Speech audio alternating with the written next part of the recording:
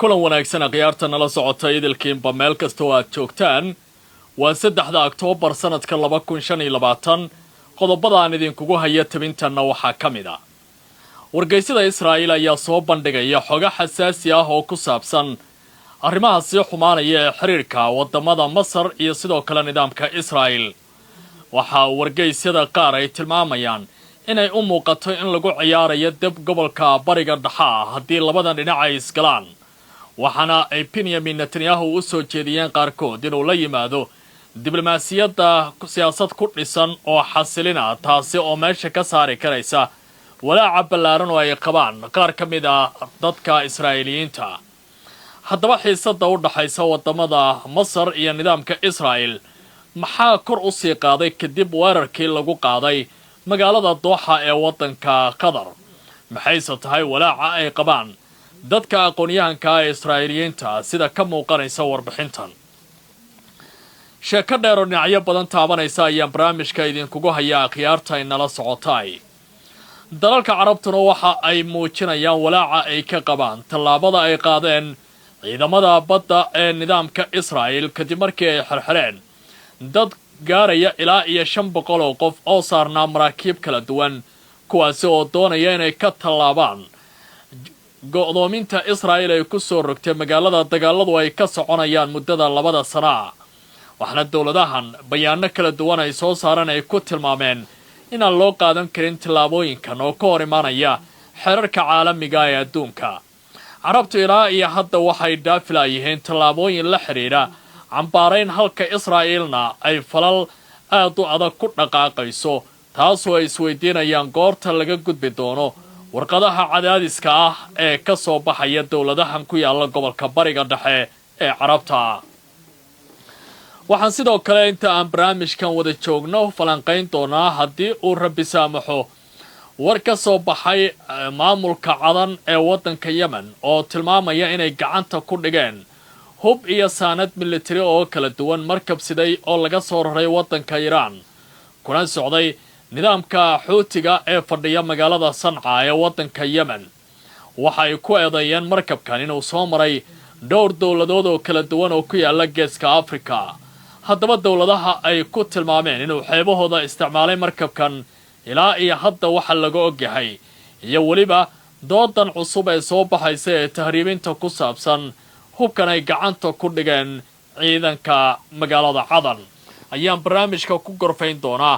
akhyaray soo dhawaada meel kasta oo aad joogtaan kuna soo biira YouTube-ka oo subscribe saara wararkaas ayaan ku qaadaa dhigi doonaa guud ahaanba falanqayntan barrow iyo waliba taxliilinta wararka adduunka aad baad u mahadsantihiin ma ogtahay in dhakhtar Shaafici Aadan Dirir loo aqoonsaday dhakhtarka ugu wanaagsan qaliimada dalkeena Soomaaliya ahna dhakhtarkii ugu horeeyay ee wax ku qala qalabka casriga ah ee laparoscopiga ama laserka maalin waliba wuxuu heega kugu yahay isbitaalka Shaafici ee magaalada Muqdisho ee hore u gaar sida muuqanaysa wargeysyada Israa'iil ayaa bilaabay inay walaac ka muujiyaan xaaladda gobolka bariga dhexe marka la fiiriyo isbedelada waaweyn ee hadda dhacaya xiisadda sii kordhaysa ee diblomaasiyadda iyo amniga ku salaysan ee u dhaxaysa dawladda Qaahira iyo nidaamka Tel Aviv ayaa hadda waxay noqonaysaa midda ugu badan ee walaaca uu ka taagan yahay wargeyska afka dheer ee Macaarif ee ka soo baxa nidaamka Israa'iil ayaa tilmaamaya in xiisaddan ay tahay mid aan lagu cayaari karin oo u baahan si qoto dheer in looga fakaro taas oo muujinaysa culayskiisa marka lagu akhriyo xaaladda hadda la wajahayo oo horey looga heshiiyay sanadkii 1979 wargeyska ayaa oranaya marxaladii oo kale ayay hadda taagan tahay haddii aan arrinta siinaa xal degdega laga gaarin waxa uu leeyahay markii la weeraray magaalada Dooxa ayay xaaladdu sii adkaatay waxaana hadda muuqanaysa in loo baahan yahay in la maro kanaalo la xiriira dhinaca diblomaasiyadda si loo soo gabagabeeyo xiisaddan wargeyska la yiraahdo Al-Macaarif ayaa tilmaamaya in marka la fiiriyo xaaladda hadda kordhaysa loo baahan yahay in la qaato tallaabooyin ballaaran oo geesinimo leh waxaana ciwaan uu uga dhigay warbixintiisa cillad cusub oo ka dhalatay weerarka Israa'iil ee Dooxa xiriirka Qaahira iyo Tel Aviv oo gaaray heerkii ugu xumaa tan iyo heshiiskii 1979 warbixintu waxay leedahay wargeyska macaarif ee Israa'iil ayaa shaaca ka qaaday in weerarkii ugu dambeeyay ee Israa'iil ay ku qaaday magaalada Dooxa uu sababay xiisad cusub oo ka dhaxgacday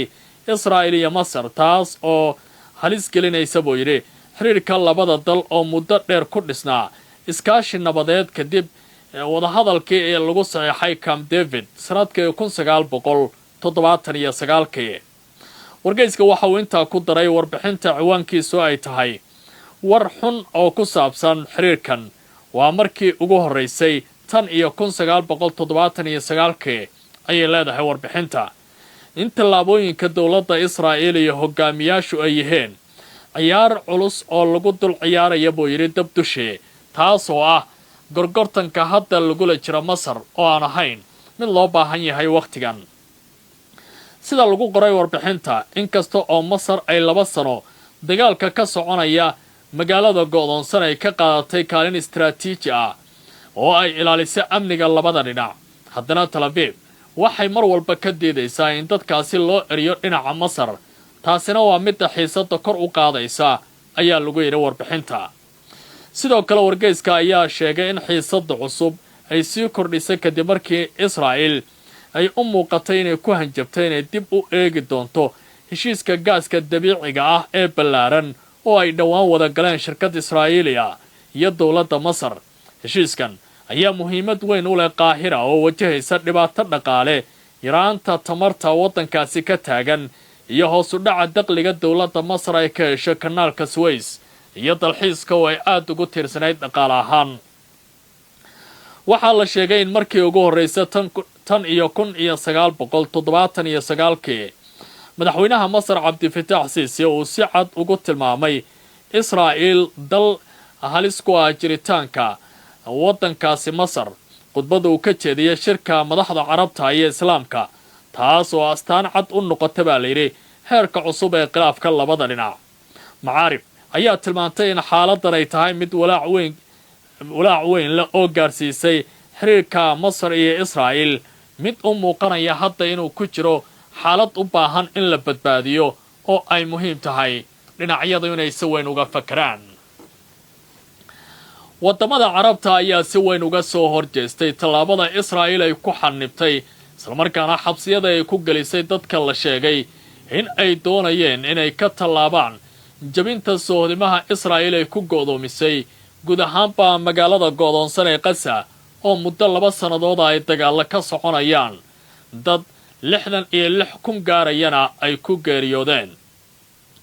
ilaa 3 dowladood oo Carbeed ayaa caawa soo saaray bayaano kala duwan oo ay leeyihiin waxaa la gaaray xilligii dadkaasi la sii dayn lahaa Israa'iilna waa inay tixgeliso qaanuunka caalamiga dowladaha boqortooyada Cumaan Qatar iyo Urdun ayaa si adag u cambaareeyay weerarka ciidamada Israa'iil ay ku qaadeen maraakiibta ay la socdeen dad kor u dhaafaya 500 oo qof oo ku wajahnaa marinka Gaza si ay u gaaraan ama ay u geeyaan gargaar bani'aadanimo oo degdeg ah war-saxaafadeed ay soo saareen wasaaradaha amuraha dibadda ee Cumaan ayaa lagu tilmaamay ama wasaaradda amuraha dibadda ee Cumaan ayaa lagu tilmaamay weerarkan inuu yahay mid ka hor imaanaya sharciyada caalamiga iyo kuwa bani'aadanimada iyagoo ku eedeeyay Israa'iil inay si ula kac u adeegsanayso gaajeysiinta dadka iyo xanibaadda gargaarka sida in ay dagaal oo kale ugu jirto oo ay hub ka dhiganayso arrimahan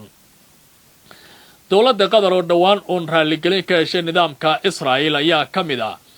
dadka sida weyn arrintan uga hor yimid kana mid ah wadamada dhexdhexaadinta ku jira sidii loo soo gabagabayn lahaa colaadda gobolka bariga dhexe ka taagan dalka Qatar ayaa iyana war ka soo saartay arrintan in tallaabada Israa'iil ay tahay xadgudub ka dhana xeerarka caalamiga ah iyo kuwa halis ku ah xornimada marinbiyoodka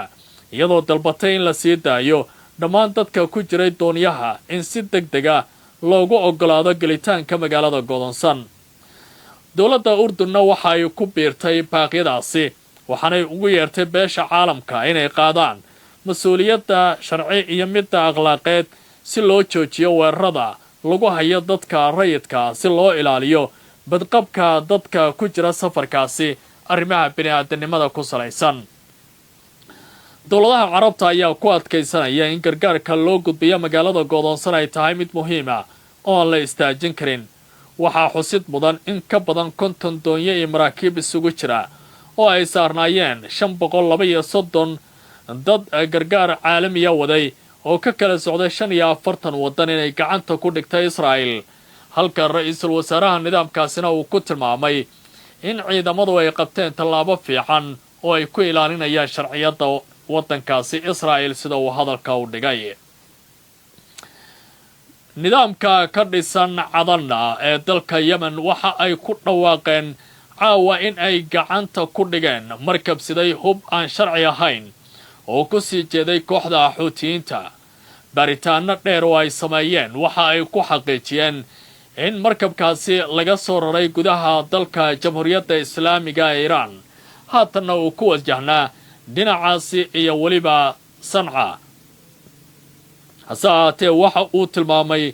tallaabooyin ay qaadeen ciidamada ammaanka in markabkaasi gacanta lagu soo dhigay.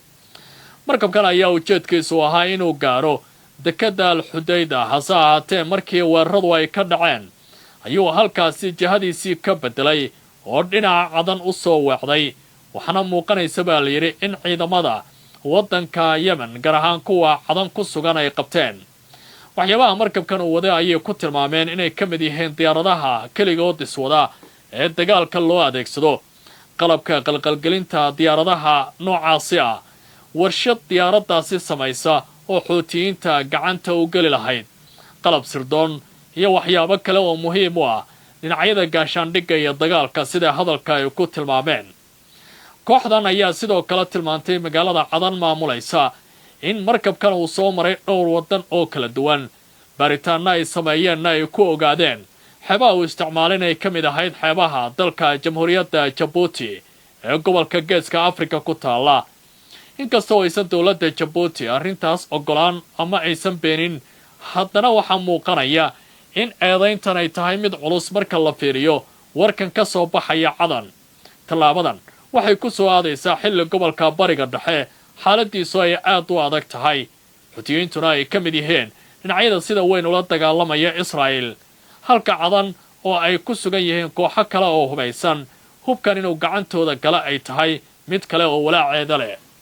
aqaarta nala socotay intaas ayaan ku gabagabeynaynaa guud ahaanba qaybtan iyo tabintan barnaamijka Barrow Show. waa Cabdicasiis Barrow idile. si aad macluumaad iyo warar kale aad u heshaan ku soo biira YouTube-ka oo subscribe saara.